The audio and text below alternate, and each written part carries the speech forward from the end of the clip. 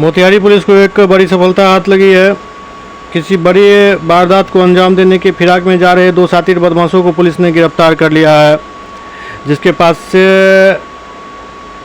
एक हथियार और कारतूस बरामद हुआ है। यह पूरा मामला मोतिहारी के आदापुर थाना क्षेत्र का बताया जा रहा है, जहां गुप्त सूचना के आधार पर आदापुर थाना अध्यक्ष धर्मवीर कुमार चौधरी ने छापेमारी करते हुए हथियार और कारतूस के साथ दो बदमाश को गिरफ्तार किया।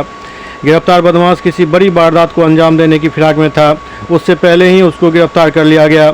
गिरफ्तार बदमाशों की पहचान सोनू कुमार और लालू यादव के रूप में की गई है, जो आदापुर थाना क्षेत्र के कलबारी मझरिया का निवासी बताया जा रहा है। गिरफ्तार बदमाशों का पूर्व में आपराधिक इतिहास भी रहा है।